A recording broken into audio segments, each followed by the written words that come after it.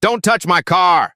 the billionaire shouted at the homeless black man, not knowing this stranger was about to save his $4.2 million hypercar and change his entire worldview. Smoke poured from the Quantum Apex's engine in the industrial district as tech titan Anthony Wright frantically dialed his phone. Nobody answered. The crowd grew. The proprietary engine unfixable outside the factory continued its death rattle. "Sir, your quantum thrust cooling system has a micro-fracture in the secondary loop," said the disheveled man approaching with hands slightly raised. "I can fix it." Anthony's finger hovered over the security number. How could this man possibly know about technology so classified the manufacturer wouldn't even acknowledge it existed? What hidden genius was standing before him, and why was he living on the streets? In the next 60 seconds, everything Anthony believed about talent, worth, and judgment would shatter completely. Where are you listening from today? Drop a comment and subscribe to Beat Stories for moments of extraordinary justice that will change how you see the world. Thomas Johnson hadn't always lived on the streets. 3 years ago, he designed revolutionary cooling systems that transformed aerospace technology and saved countless lives. Now he slept under the open sky, an invisible man to the tech executives who rushed past without a glance. The morning had started like any other. Thomas woke at dawn in his carefully hidden spot behind the abandoned machine shop near Tech Row. He folded his tarp with military precision, a habit from his engineering days when precision meant survival. His routine was methodical: wash up at the public restroom, brush teeth, and head to the library as soon as it opened. Knowledge remained his one connection to his former life. Thomas had been watching the distinctive Quantum Apex for weeks. These hypercars occasionally glided through the neighborhood on their way to the exclusive tech campus. He recognized the engine's unique purr he should, considering he'd helped design its predecessor during his brief consultancy at Aerotech Industries before everything fell apart. MIT graduate, 3 engineering degrees, holder of 7 patents that generated millions for companies that no longer acknowledged his existence. The irony wasn't lost on Thomas that he could recite complex thermodynamic equations but couldn't get past a hiring manager's prejudiced gaze. Overqualified, they said when they bothered to interview him. Not a cultural fit, they muttered when his credentials couldn't be denied. The real reasons hung unspoken in the air. A black man from the wrong side of town. No permanent address. The gap in his employment history after the false accusations that had destroyed his career. Thomas maintained his dignity despite it all. He volunteered teaching science to kids at the homeless shelter 3 nights a week. He read discarded tech journals found in recycling bins outside company headquarters. He kept his mind sharp despite the system designed to dull it.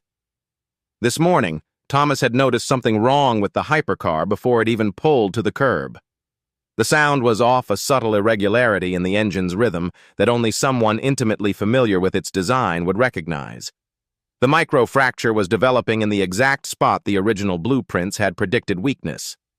Thomas had flagged this in his report years ago, but his warnings had been brushed aside by executives eager to meet production deadlines.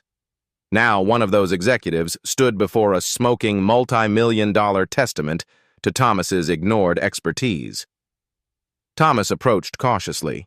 He'd learned the hard way that his help wasn't always welcome, especially from those who judged books by their covers. His worn clothes and unkempt beard typically triggered security calls faster than his engineering insights triggered respect. He saw recognition flicker in Anthony Wright's eyes, not of Thomas as a person, but of Thomas as a threat. The billionaire's hand tightened around his phone. Thomas knew that gesture well. He'd seen it countless times over the past 3 years. What Anthony couldn't possibly know was that Thomas had once been invited to present at the same tech conferences where Anthony had been a keynote speaker.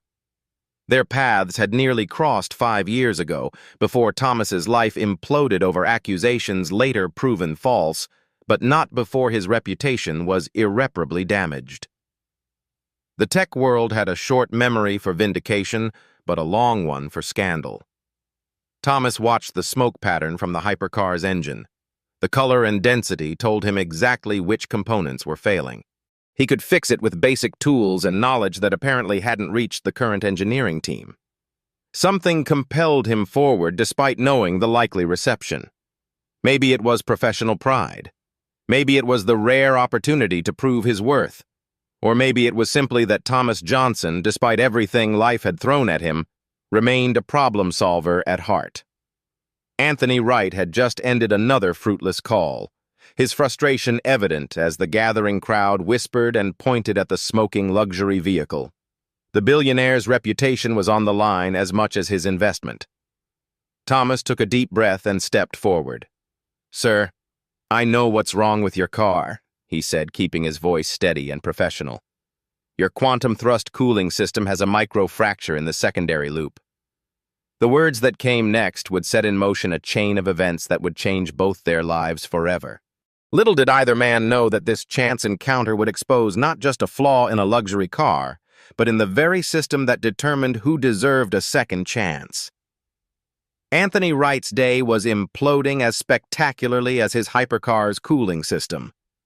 The Quantum Apex only 17 ever made had chosen the worst possible moment to break down. 3 hours before his presentation to potential investors, 2 miles from the nearest authorized service point, 0 cell reception. "Step back from the vehicle, please," Anthony said, not even looking Thomas in the eye. His voice carried the practiced authority of someone used to being obeyed without question. The crowd of onlookers had doubled in size. Phone cameras pointed at the spectacle of the smoking hypercar. Anthony Wright, tech wunderkind and founder of Nexus Innovations, stranded alongside his $4.2 million status symbol. Trending Twitter material within minutes. "Sir, I really can help," Thomas persisted, maintaining a respectful distance. "That specific model has a known issue with the quantum thrust cooling system, the secondary loop." "How would you know anything about this car?" Anthony cut him off, finally looking directly at Thomas. His gaze took in the worn clothes, the unkempt appearance, the reusable grocery bag that contained Thomas's worldly possessions. His expression shifted from frustration to dismissal in an instant. Thomas met his gaze steadily. "Because I helped design the prototype cooling system it's based on." A burst of laughter escaped Anthony's lips, sharp, incredulous cutting. Several onlookers joined in nervously. "Right. And I'm teaching rocket science at community college on weekends." Anthony turned away, focusing on his phone again. "Look, I appreciate you trying to... whatever this is, but this vehicle contains proprietary technology. Even most mechanics can't service it." Thomas didn't move. "The fracture is causing coolant to leak into the tertiary chamber, which is why you're getting that specific shade of blue-gray smoke. If it continues, you'll have catastrophic engine failure in approximately 47 minutes. Anthony froze. The smoke was indeed blue-gray, and the vehicle's diagnostic system had given him a 45-minute warning before permanent damage would occur. "How did you—" he began, then stopped himself. His eyes narrowed with suspicion. "Did someone put you up to this? Is this some kind of stunt?" A sleek black SUV pulled up.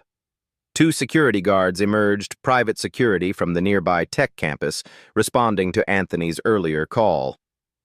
"Is there a problem, Mr. Wright?" asked the taller guard, eyeing Thomas with professional suspicion. "This gentleman was just leaving," Anthony replied coldly. "He seems to think he knows something about my car." "I know the Quantum Apex uses a modified version of the Aerotech cooling system," Thomas said quickly. "I know it has a design flaw that was identified in prototype stage but ignored due to production pressures. I know that internal memo XT447 documents the exact issue I'm describing." Anthony's face showed a flash of recognition at the memo number. That was proprietary information, never made public. "How could you possibly—" he began. "Mr. Wright, we should secure the area," interrupted the security guard. "Your vehicle contains valuable intellectual property." Thomas stood his ground. You have approximately 45 minutes before that engine suffers irreparable damage. The service center can't help you. They don't have the parts or expertise for this specific issue, and towing this vehicle in its current condition will only accelerate the damage. Anthony hesitated, visibly torn between dismissing Thomas and the growing realization that this stranger somehow possessed insider knowledge. "Sir," the second security guard addressed Thomas firmly, "I'm going to have to ask you to move along." "Wait," Anthony raised a hand. "You mentioned a memo, XT447. How do you know about that?" "Because I wrote it," Thomas replied simply. 5 years ago, when I was a consulting engineer at Aerotech. My name is Thomas Johnson." For a brief moment, something like recognition flickered across Anthony's face. The name meant something to him, but he couldn't place it. The first security guard moved closer to Thomas. "Sir, final warning. Step away from Mr. Wright and his vehicle." Anthony checked his watch. The manufacturer's roadside assistance was at least 2 hours away. His investor meeting couldn't be rescheduled. The smoke from the engine was growing thicker. "What exactly would you need to fix it?" Anthony asked, ignoring the surprised looks from the security guards. "Basic tools. Most should be in your emergency kit. 20 minutes of uninterrupted work," Thomas replied. Anthony seemed to weigh his limited options. The growing crowd, the irreplaceable vehicle, the crucial meeting, the stranger who somehow knew things he shouldn't. "Mr. Wright, we strongly advise against—" the security guard began. "Check his ID first," Anthony interrupted. "Full background." The second guard took Thomas aside while the first spoke quietly into his radio. Thomas cooperated calmly, producing his shelter ID card, the only identification he possessed. When the guard returned, his expression was grim. "No current address, no employment records for the past 3 years. Some kind of incident at his last job. The shelter confirms he stays there occasionally." Anthony's face hardened. He'd taken a risk even considering this option. "I'm sorry for the misunderstanding," he said to Thomas, not sounding sorry at all. "My team will handle this." Thomas watched as Anthony turned away, already dismissing him from mind. But what happened next would prove just how wrong first impressions can be, and how quickly fortunes can change when desperation meets opportunity. Anthony's phone rang. He answered immediately, hoping for rescue. His expression fell as he listened. 2 hours? That's not acceptable. The system is giving me less than 40 minutes before permanent damage. He paced, the crowd's whispers growing louder around him. "No, I understand it's proprietary. That's why I bought it from you. There has to be someone closer." Thomas stood quietly, watching as the billionaire's options dwindled in real time. The security guards maintained their position between him and Anthony, but their stance had relaxed slightly as the situation's true nature became clear. "Fine, I'll wait." Anthony ended the call with visible frustration. "Useless!" He looked at his watch again, then at the smoke still steadily rising from the hypercar's engine compartment. The security guards exchanged glances. "Sir," the taller one said, "perhaps we should clear the area. If there's a risk of fire—" "There won't be a fire," Thomas interrupted.